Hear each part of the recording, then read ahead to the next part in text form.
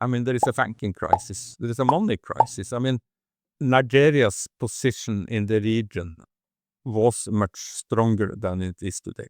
Nigeria has been weak. It's been weakened economically. It's weakened militarily. It's simply not the kind of strong power that it once were.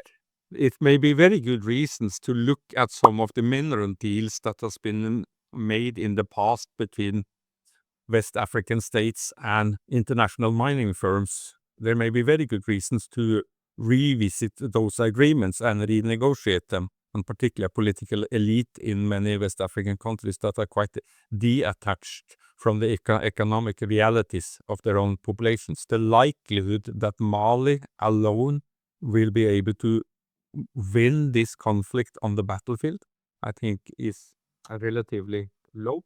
Welcome to today's edition of Unpopular Opinion, where we discuss social, political, and economic issues shaping the African continent and invite the best thinkers to discuss them.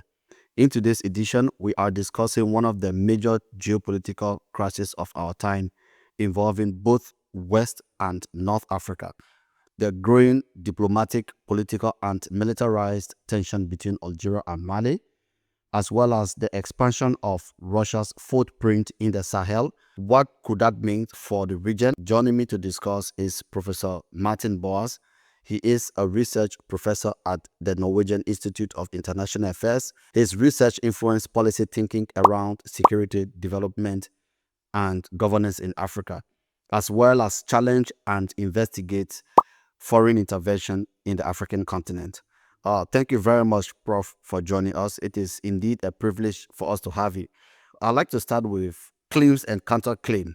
On March 31st, Algeria shot down a reconnaissance Malian military drone, which Algeria claimed that the drone or the Malian government violated its airspace. The Malian government also claimed that the drone was 6 miles within its territory. So there has been this claims and counterclaim, which has resulted into both countries recalling their embassies or ambassadors. Sahelian State Alliance have also withdrawn their embassies or ambassadors from Algeria. Algeria also replied in similar kind. So this diplomatic fallout, what does it mean for security, for fight against counterterrorism in the Sahel region? How two neighbors that have been supporting one another for decades have become an enemy today? Or is there any deep historical reason for this?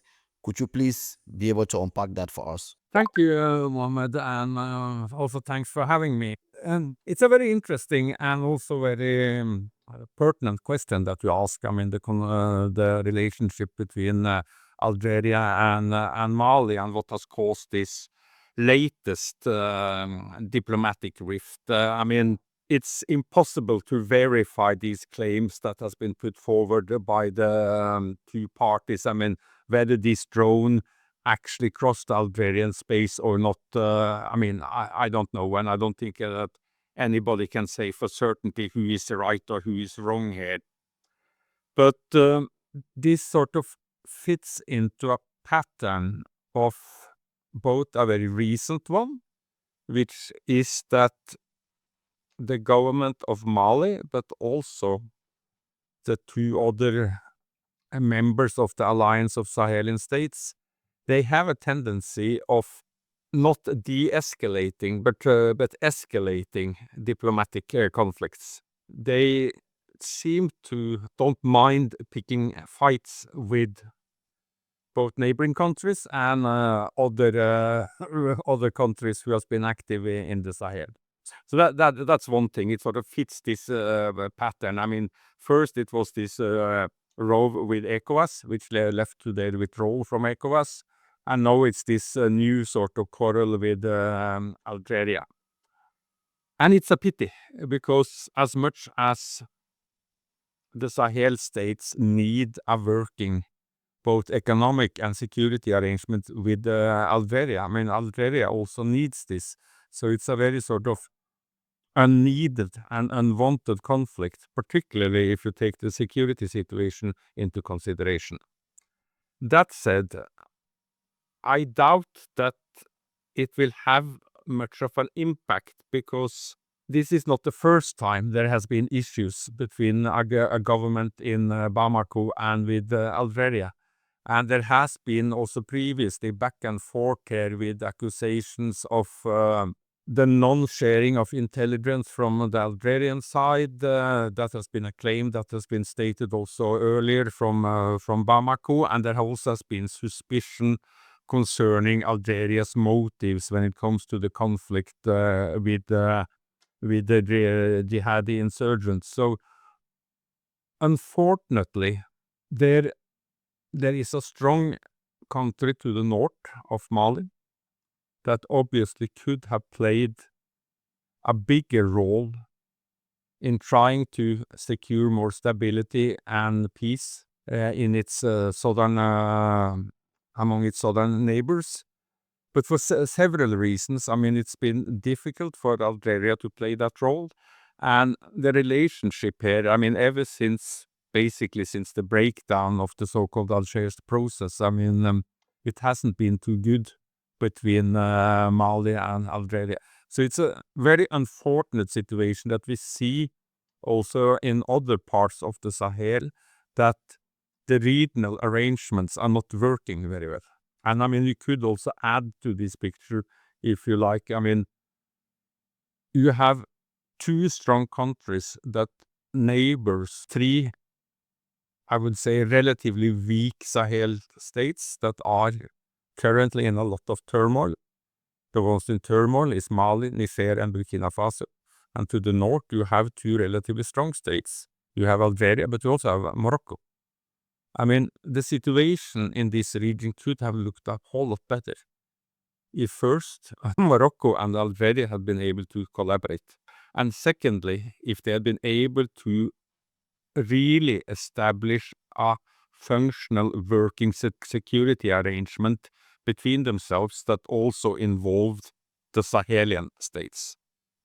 And this is something that has been important for me, because in a previous research, I worked on the conflicts in Liberia and Sierra Leone. And there's a lot to be said about what happened during that conflict. But during that time, you had one regional arrangement, that was ECOWAS, and you had one very clear regional hegemon, that was Nigeria. And yes, I mean, we can have a long debate about different things that Nigeria did in Liberia and Sierra Leone, but there was one regional hegemon, there was one regional arrangement. Various international interventions in the wars in Liberia and Sierra Leone, to one way or another, needed to be filtered through ECOWAS and Nigeria. Unfortunately, I mean, when the Mali crisis started, we had already started to see certain weaknesses within ECOWAS, certain weaknesses in Nigeria. That meant that neither ECOWAS nor Nigeria was really able to play much of a role when the Mali crisis started, and there was no other regional arrangement that was strong enough so that it could play a role here. And one important reason for this is this historically bad relationship between Algeria and Morocco. Thank you very much for that explanation. You know, the Malian government expelled the French troops as well as welcomed the Wagner group. Do you think this was a good move, or was it a step that could further destabilize the region? I think it's at least a move that comes with certain big downsides.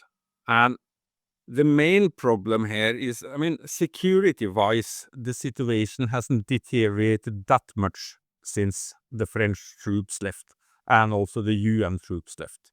In that regard, you could say that the Malian government has been able to hold their line, so to speak, and undoubtedly, I mean, Goita and his military comrades, they are better military commanders than those than, for example, Captain Sanego, who committed the coup in 2012. I mean, they're quite experienced soldiers, and the Mali army functions better today than it did in 2012. That's quite undeniable. But they have not been able to push the jihadi insurgents much back either. So, I mean, it's more like it's not a frozen conflict because something happens there all the time. But status quo in the conflict has not changed that much since the departure of France and the UN. Well, I mean, they have made some sort of security arrangement both with Wagner but also with Russia. But what is it that Russia actually can provide? I think that's the question we need to ask. And Russia can, through Wagner and other similar organizations, they can operate in what I call niche security markets in Africa. They can provide some military assistance. They can provide some armed operatives like these Wagner guys. And they can provide coup-proofing. They can protect a regime against a coup or a revolt. What they seem incapable of doing is actually changing the balance in the conflict. And I think that the Malian leaders, they were dissatisfied with France and the West for a number of reasons. Also because they think that they didn't get the sophisticated military hardware that they thought they needed in order to defeat the jihadi. If you look at what they received from Russia, it's not much of that either. And the reason for that is very simple. I mean, all that Russia has of really sophisticated, modern military hardware, well, Russia uses all of it in its war in Ukraine, so they haven't that much to give them. And secondly, and I think more importantly, is that while Russia can offer some military assistance, it cannot replace Europe and France as a trading partner or a development partner or a humanitarian partner. There is no way Russia can do that. Because economically speaking, I mean, Russia is no more than in economic terms, it's like a middle-income European country. So at the very least, this is a huge gamble, and we will see how it evolves. But while I was critical of at times I was quite critical of the French military intervention, but replacing troops on the ground that after all comes from a country with a free press, with a free debate around its military adventures abroad, which we must say that France, after all, has. It has a free press. With soldiers who come from quite soldiers or private military company that comes from a relatively authoritarian regime like the one in Russia, where there is no free debate around Russia's military adventures abroad, I'm uncertain if that is a very good idea. I think that the Malians need to look quite critically about what they get for their bucks here, because, I mean, this doesn't come for free. The Wagner is paid for this intervention, and most likely what Wagner is interested in here is more than what it receives in a monthly pay from the government. It's interested in mineral concessions. And at least if we look at what Wagner has done in the areas of the Central African Republic where it has received mineral concessions, I think they exploit just as much and most likely even more than, for example, mineral companies from Europe or North America has been doing. It may be very good reasons to look at some of the mineral deals that has been made in the past between West African states and international mining firms. There may be very good reasons to revisit those agreements and renegotiate them. But thinking that you will get a better deal from Wagner, I doubt that very much. All right. Thank you so much for that explanation. I'd like to understand.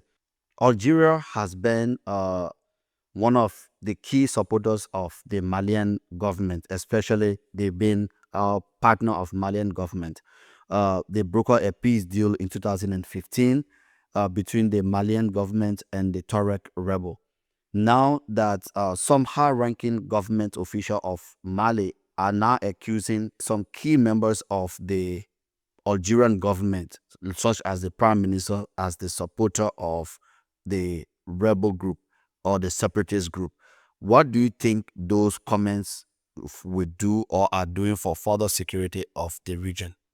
Well, I mean, I think that the current quarrels that we see between Mali and Algeria, it is at least not improving security cooperation in this part of the world. And that is very much needed because while Algeria has some control of its borders, I mean, we just have to admit that Mali currently doesn't have much at all. So, I mean, they need to find some sort of common ground on security issues. And this should be in the interest of both parties. But right now, there is so much suspense, so little trust between them, that it's hard to see how they can reach a new compromise here. And it's not a good situation. As I said, I mean, since this has been bad for some times, so it's not that it's in a huge breakdown of communication between them, but still, I mean, in an ideal situation, they should talk to each other. They should share intelligence, and they should also do joint border patrolling and border operations, because this is in the interest of both countries. I mean, it's definitely not in the interest of Algeria to see that jihadi groups gain even more control of territory in Mali than they already have. And it's definitely not in the interest of the Malian government or the Malian people either. So, I mean, it should be possible to find some sort of a win-win solution or compromise there. But right now, I mean, they seem more interested in trading accusations than actually sitting down and talking together. And I sometimes get the feel that the current government in Bamako is quite deliberately picking some of these fights, because it's a way of sort of keeping attention away from the fact that things are not going too well inside Mali. So, you know, finding external enemies is one way of not necessarily pacifying the population, but at least keeping young people to continue rallying around the flag and these discourses that this government has been very good at appropriating, and that's that discourse on sovereignty. In the end, I mean, I'm uncertain whether sovereignty will feed you, and I'm uncertain whether sovereignty will bring you peace, or at least not sovereignty in the way that they talk about it. Yes, of course, Mali should be allowed to make its own autonomous decisions concerning partners, concerning how it would like to deal with this conflict and so on. But it has been going on for no more than 10 years. The likelihood that Mali alone will be able to win this conflict on the battlefield, I think, is relatively low. Either Mali need to find new security partners, because Russia alone will not help them solve this. I think that is pretty clear. Or they will have to come to terms with some sort of negotiated agreement with the jihadi. And I don't think it's up to the rest of the world to tell them what decision they should make. But they have to make a decision, because otherwise this is just going to continue. And those that will be hurt the most by this is the Malian population themselves. I mean, the Malians have been suffering from this war since 2012. And we are in 2025 now. That's 13 years that this has been going on. It's been going on for too long, and there are too many young Malians who are now growing up. This is all they know. They don't know anything else than this conflict. And we can just have a look at the case of Eastern Congo to see how bad it goes when generation after generation is growing up with no real knowledge of peace and stability, and the only thing they know is war and conflict, violence and disruption. There is a Gordian knot here that needs to be cut in one way or another. One needs to break this status quo, because it's been going on for too long. And there is only two ways out of it. Either you need to win, somebody needs to win this war, which I think is highly unlikely, at least given the current configurations around it, or you need to seek some sort of a negotiated settlement. This is a decision that the Malians need to take. And part of the problem with the French intervention was that it, in one way or another, disallowed them to make it. They were attempts at negotiations when the French was there, but Macron more or less said no to it, which I think was an extremely silly idea. And this also contributed to part of the unpopularity of the French forces, because we have to admit and remember that when the French intervened in 2013, there was no Russian flags on the streets of Bamako. There were French flags. It was immensely popular for the first 2 years, but then it started going downhill because people simply didn't understand that the war could continue with so many French troops in the country. I want us to look at the regional aspect of the whole situation. That has to do with ECOWAS. ECOWAS has a policy that says that when there's a coup in one country, what they do is to suspend or sanction that country from the bloc membership. They tried that recently with Niger, and they threatened Niger of military intervention. But later on, they backed down, as well as sanctions that were being imposed on Burkina Faso, Mali, and Niger had also been lifted. Do you think this signals ECOWAS' weakness compared to what it did in Liberia and Sierra Leone, as you earlier stated? To some extent, it signals a weakness, but it also signals that we are in a slightly new world order or disorder. But it also signals something else, and that is Liberia and Sierra Leone are very small countries with small populations. Mali and Niger, and also Burkina has huge populations. They were also much more important economically speaking. Yes, they are both very poor countries. The first sanctions were leveled against Mali, and these sanctions became increasingly very unpopular in both Côte d'Ivoire and in Senegal. And the reason for this was simply that also Senegalese traders, Côte d'Ivoirian traders, was hurt immensely by this. And a lot of the trade to Mali shifted to Guinea, who was not part of the ECOWAS sanctions.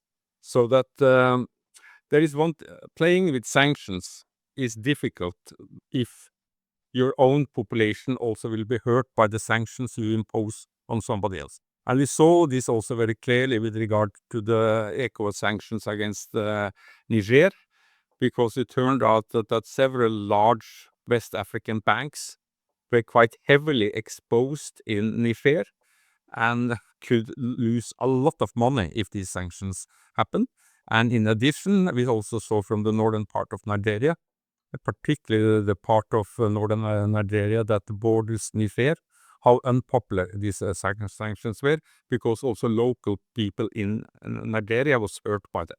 So that's one thing. If you play with the sanction card, you need to estimate how much this also could hurt your own populations, which I don't think the ECOWAS leaders really took into consideration.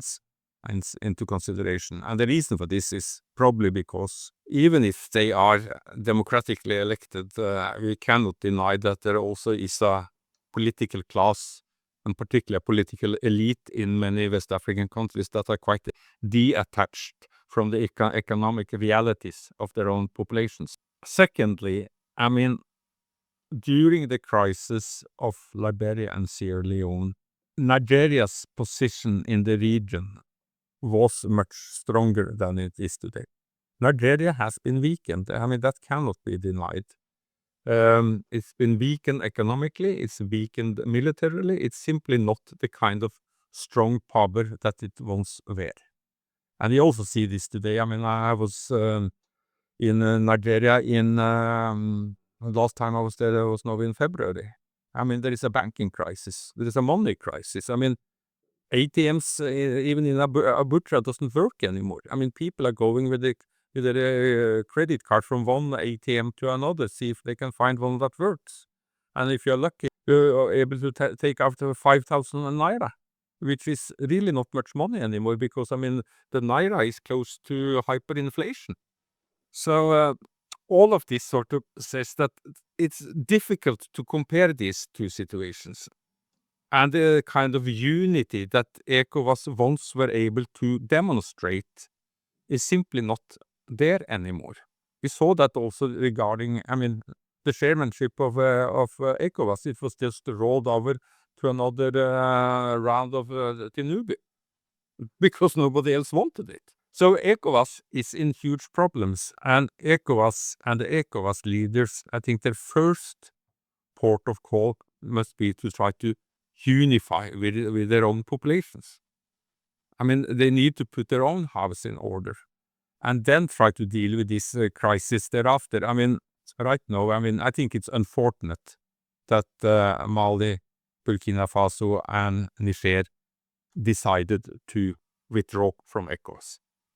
I don't think it helps their populations, and I think it just creates more problems for the region, and I really cannot see that the establishment of the alliance of Sahel states actually have solved any problems.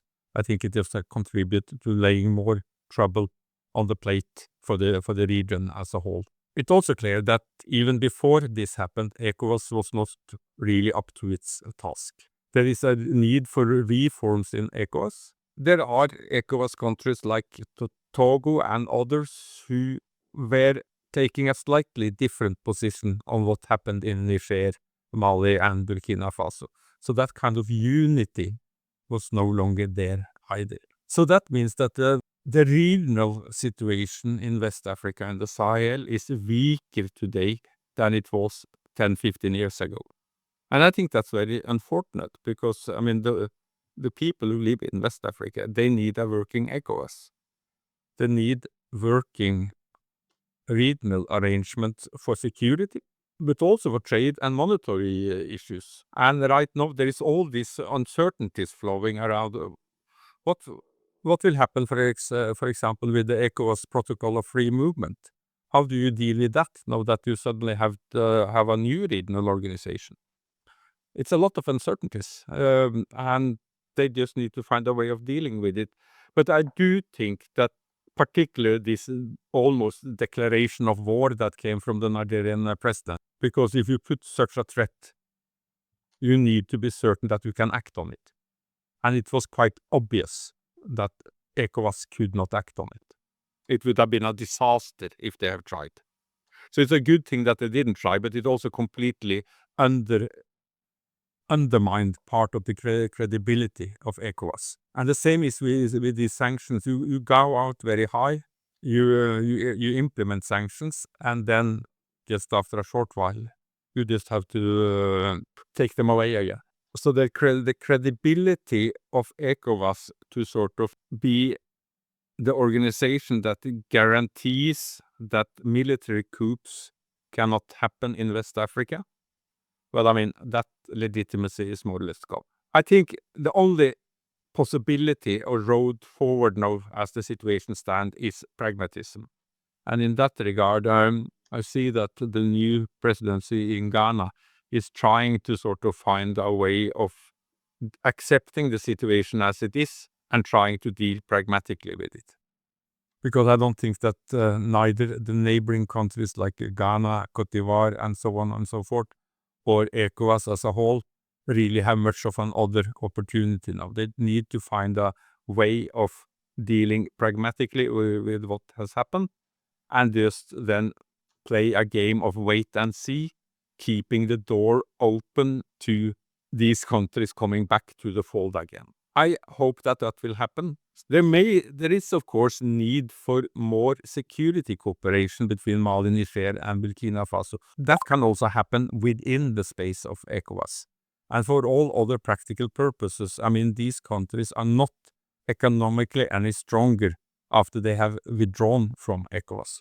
That is my opinion. I think it's sort of supported by shared economic facts. And these countries now also talking about creating their own currency. I mean, I think it will end up like the currency that Gbagbo tried to introduce when he was hit by monetary sanctions. He tried to introduce when he was trying to cling on to power, he tried to introduce this patriotic currency. I mean, even his most steadfast supporters understood that it had absolutely no value. And that also means that while I see weaknesses with the current CFA arrangement between the Francophone countries, they need to think very hard about what to do with it. But because just throwing away the CFA, I think would just create a whole bunch of unwanted uncertainties that would hurt their economies a lot. That is not to say that I think that the CFA arrangement is perfect. It isn't. But even if something is imperfect, you need to have a very good idea about what can make it better before you start playing with it, to put it that way. Okay. If you are just joining us, I'd like for you to please support our broadcast by subscribing, liking, commenting, sharing, as well as recommending this podcast to friends and family members and those who you think can be a guest. That would be very good.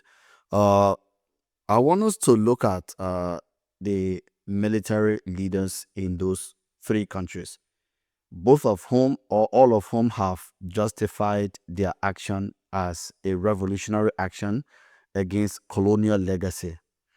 Do you think is a necessary reset or militarized governance in Sahel or anywhere in West Africa is a necessary reset for the development of that particular country?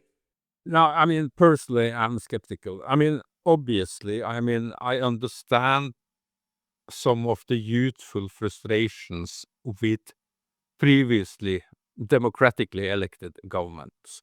I mean, it cannot be denied that, for example, the previous government in Mali of Ibrahim Boubacar Keïta, I mean, in the end, it was completely useless. It was dysfunctional and also immensely corrupt. I mean, he was elected first time in 2013 and re-elected in 2018 on a mandate of basically doing two important things: restoring the territorial integrity of Mali and, not the least, cleaning up the political system. He managed none of those things. The conflict just got worse, and corruption continued unabated. With a political elite that just ate whatever public goods they could get their teeth into, and nothing really happened. So, I mean, I understand this frustration, but if you look at the legacy of military governments, not only in this part of the world, but also elsewhere, it's very rare and only on a few occasions that they have been able to really reassess the situation and put their country back on a better track. The only the only one that I can think about, and even that is disputed today in Ghana, that is the legacy of Jerry Rawlings. I think that in a way he managed to clean up the political and economic system in Ghana and put the country on a new and better track, and also in the end left power relatively voluntarily, accepted defeat. But that is a very rare exception. And today, I mean, I know from Mala, from Ghanaian colleagues and from Ghanaian media and newspapers and social media that the legacy of Rawlings is quite disputed in the case of Ghana. But apart from that example, which is debated, it's very difficult to say so.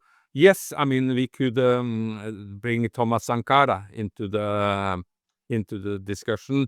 The reason why I'm not pointing to Thomas Sankara is that he was only in power for a very brief, for a short period before he was killed. So it's very difficult to say what would have been the Thomas Sankara legacy if he had been allowed to live.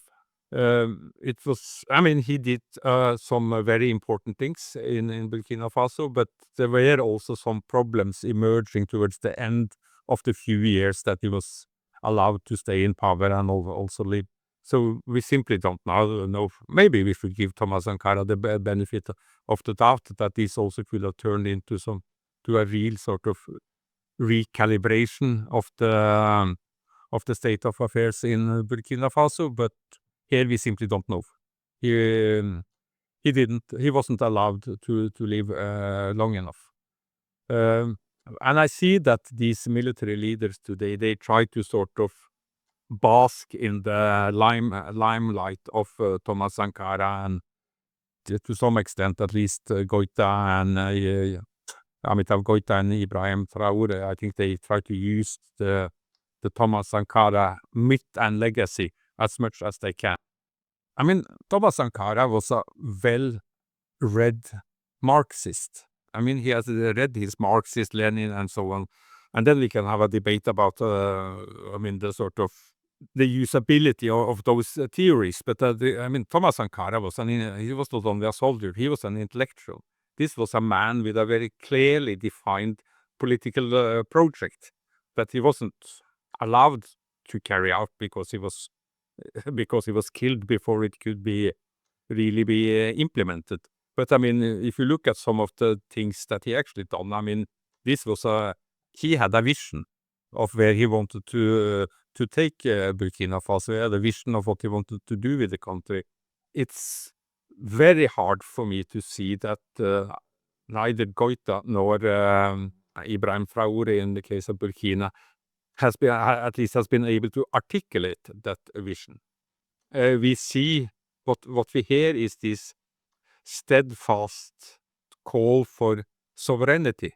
But sovereignty is fine, but you need to have a vision of what you want to do with that sovereignty. Where do they actually want to take their populations? No, it's about sovereignty. It's about fighting Mali or Burkina Faso's enemies. And we see sort of, but we don't see much more. What's the vision beyond anti-French, anti-colonial rhetoric? Which, in a way, I have no doubts about the ills of colonialism in Africa. That's not the issue. But instead, for me, a political leader also needs to look forward. There needs to be a forward-looking vision. Thomas Sankara had a forward-looking vision, which we may agree or disagree with, but he had a forward-looking vision. To me, most of what comes out of a vision from Bamako and Ouagadougou this day is more backward-looking. It constantly wants to revisit the colonial period. And yes, there may be good reasons for revisiting the colonial period. That is undeniable. But given the situation of the country, of the people, you also need a forward-looking vision. And that vision, I think, is lacking. With regard to Niger, I think it's a different ballgame. We are dealing with another generation of generals and soldiers who, I must admit, I think that they wanted to take Bazoum before he took them.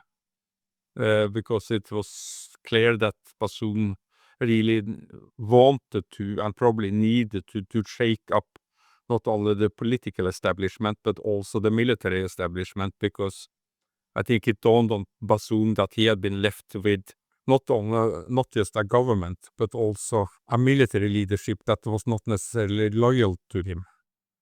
And I think they just took him before he was able to take them.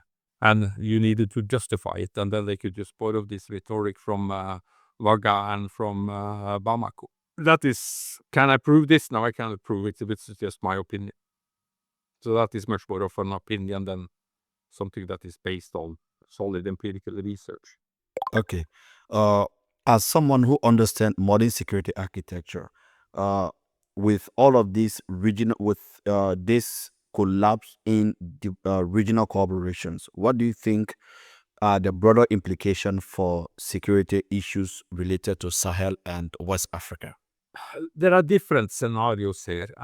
The worst case scenario is one of these regimes fall, because that would be a nightmare. Because the jihadi, particularly in Mali and Burkina Faso, less so in Niger, in the long run, they may be strong enough to bring the governments down. It's probably Burkina that I fear the most for in this regard. While they may be able in the long run to bring, for example, the government in Ouagadougou down, there is no way they can take over and control power. They do not, Taliban in Afghanistan, they could take power and control power. It's not necessarily a power, I don't know about you, but personally, I mean, it's not a power that I would like to live under, I mean, Taliban rule, but they have been able to create some sort of stability. It's a kind of stability that personally I do not find very attractive, but that's another issue. But these guys, I mean, if they came into Ouagadougou, it will be complete chaos. They don't have enough military power to control the country, and they certainly lack the administrative capacity to start ruling. They are very far from building that capacity. So what will happen then is probably that the country will fall into pieces with various militias fighting each other. And this could, of course, spread to coastal states. We know that the jihadi insurgents already have some cross-border incursions into northern Mali, northern Côte d'Ivoire. They have been north in Benin, they are in the northern part of Togo. Right now it's more sort of, they cross for supply reasons, test the water a little bit. The real danger is that this, in a worst case scenario, could spread. Not so bad scenario is sort of just a continuation of the status quo, which would have extremely bad effects for the people that live in the midst of this in Mali, Nigeria, and Burkina Faso, but it would not have the same detrimental effects on neighbors. And the best case scenario is, as I said, is a new working regional security architecture, whether that is through ECOWAS or ECOWAS in collaboration with that a tight security arrangement remains in sort of a scaled down version of the alliance of Sahel states, which allows also other actors to start playing a more constructive role, for example, Algeria, and also a larger involvement again of the African Union. That could be helpful, but that probably means that these regimes would need to at least, if not completely throw away its new sort of security alignment with Russia, at least need to downplay it, because they will, if such a case emerge, they would need to find a way of bringing also European powers back in some role, one way or another. My advice to European powers right now is that breathe, take the time, don't overplay what has happened, try to stay engaged with these regimes on what it's possible to stay engaged with them on. Use this pause, if you like, to rethink what went wrong during these 10 years of European interventions in the Sahel, because a lot of things went wrong. And Europe really need to seriously reconsider what it done and and if there is a way back for Europe here, how it can get it right this time. And there are some very basic lessons that should have been learned here.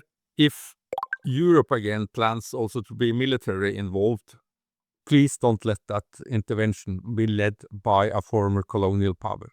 It's probably the stupidest thing you could do. France should never have been allowed to play the lead role in this. And I think it's here it went so wrong. The previous security arrangement went so wrong from the very beginning, because you had France was there first by invitation through Operation Serval, which then became Operation Barkhane. But this also meant that since the French were so heavily involved militarily, they also in many ways became the lead country in many of the European Union operations.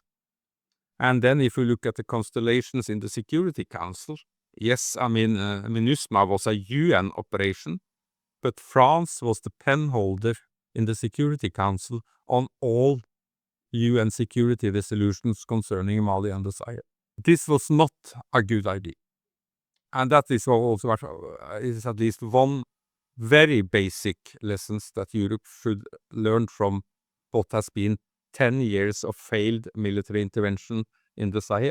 And secondly, that how this was in the end was played out, it became a relatively fruitless hunt for people that Europe defined as terrorists in the desert, with very few gains actually.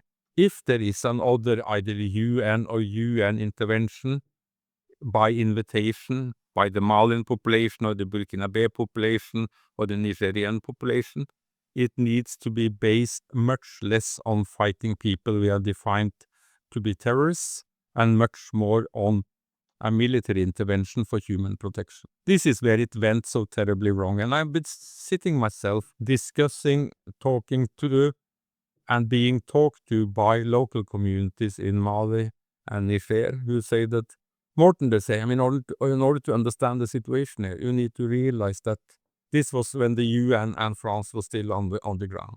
On Monday, a UN convoy may roll by our village. They stay for a couple of hours.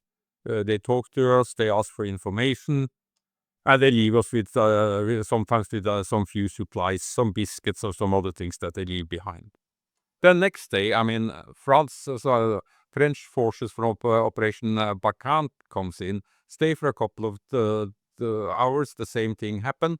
On Wednesday, we may be visited by the Malian army or the Nigerian army, who then sometimes also accuses us of being too close to the jihadi, and we are beaten up and bad things happen. And then on Thursday, Friday come the jihadi who are mad because the UN and France and the army has been here. So, people felt that they were left out there on their own.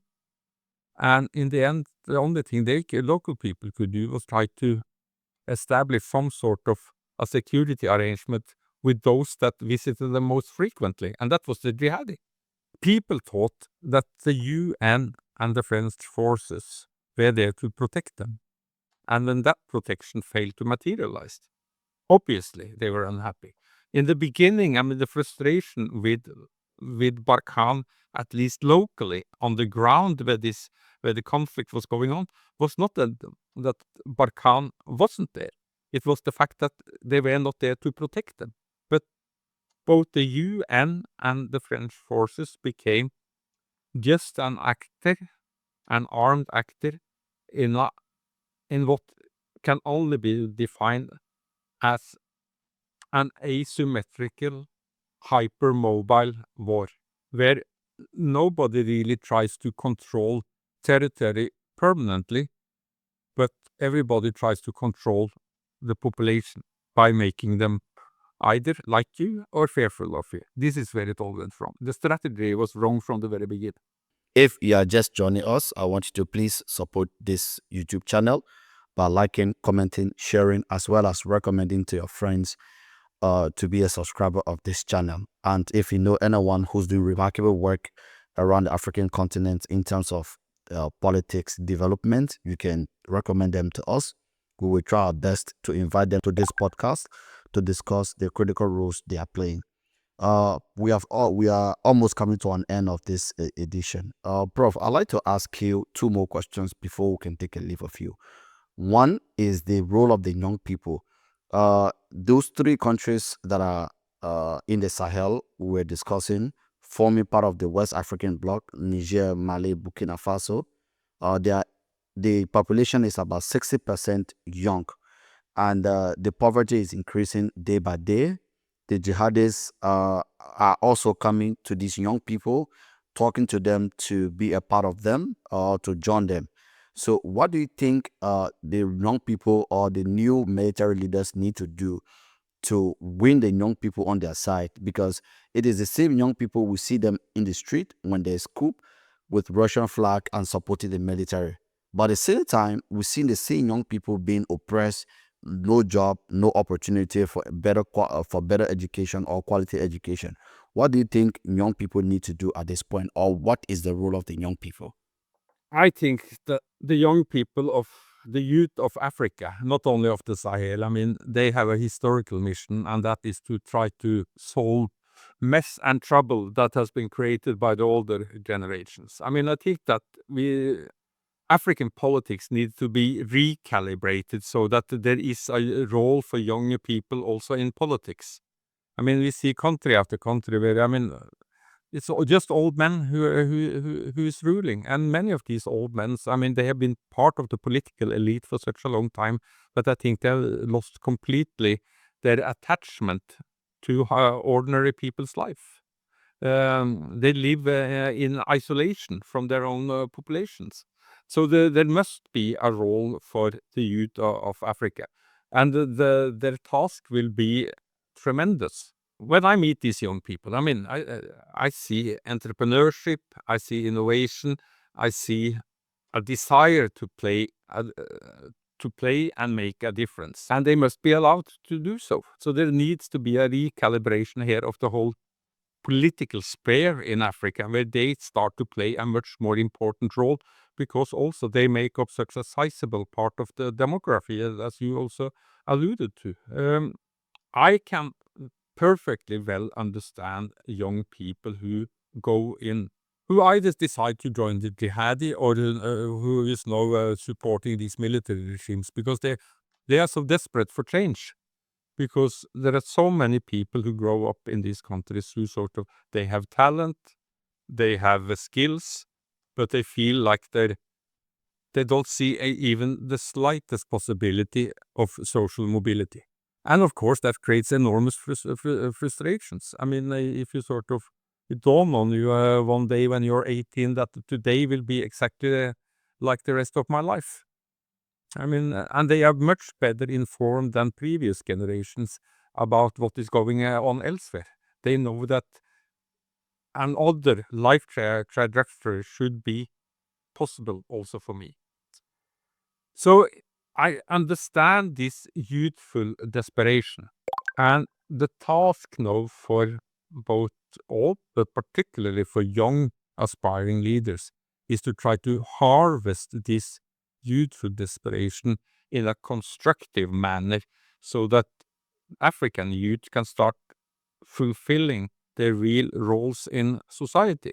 And that is to be harbingers of change. I think it's quite obvious now that the older generations, they have failed.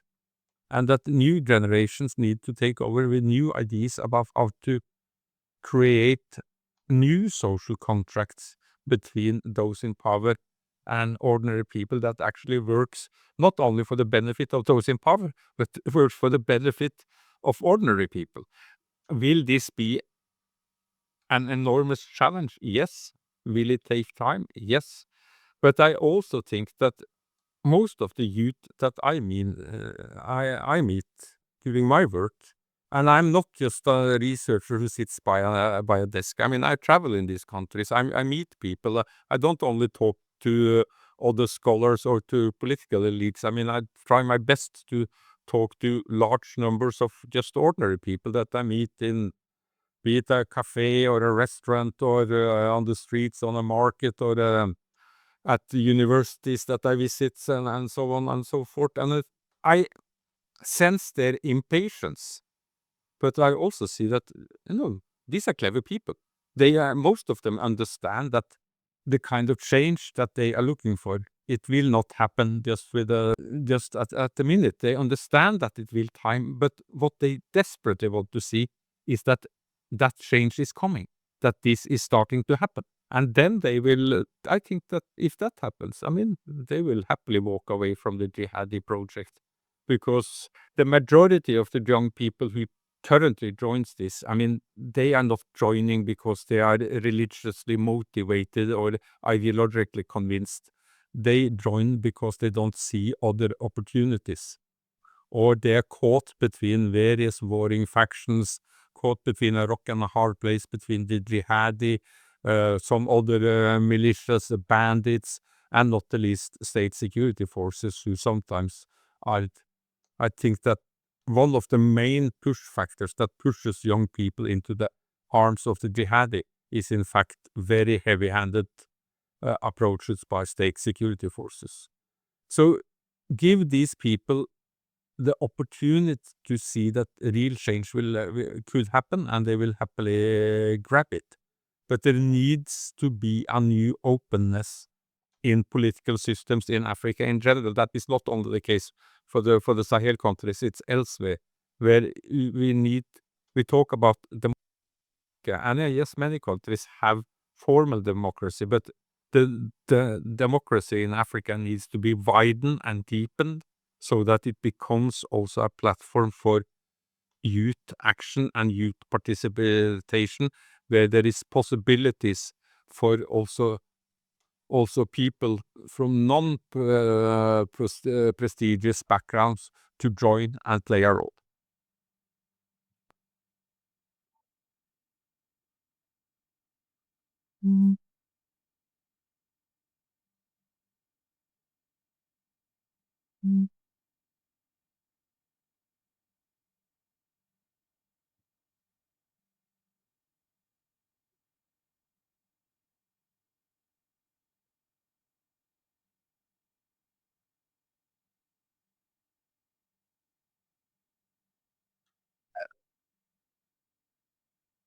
I think we touched upon most things, Mohammed, but one thing that I think that's an important issue, particularly in the case of the Sahel, Mali, Niger, and Burkina Faso,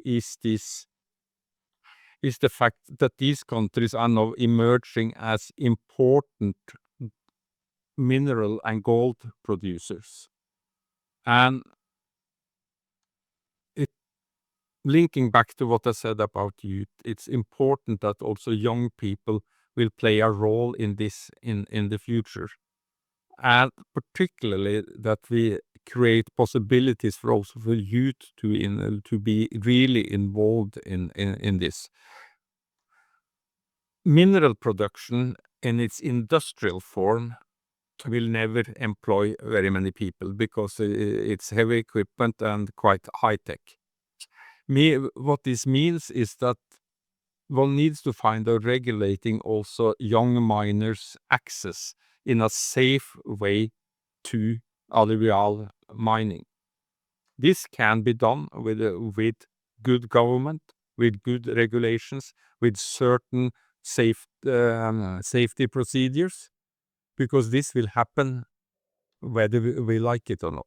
So it's important also to put that into the picture, because that's a new element that has been added to this. And secondly, we also need to start preparing. We should have started preparing for this not only yesterday, but several years ago. But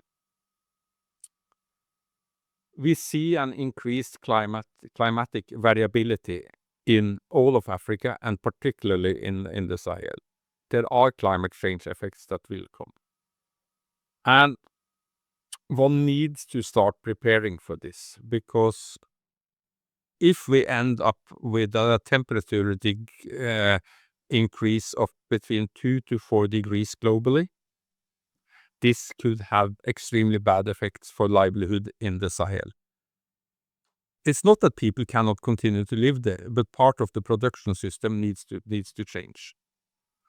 And if it doesn't change, we will see even more of the current farmer-herder conflicts that we already are seeing.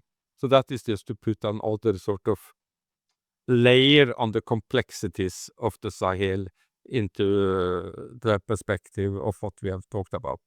But that said, and I would like to end not on a negative note, but on a positive note, and that is why the situation is extremely dire now in the Sahel, and it's very easy to be pessimistic and think that this will never work, and it could only get worse.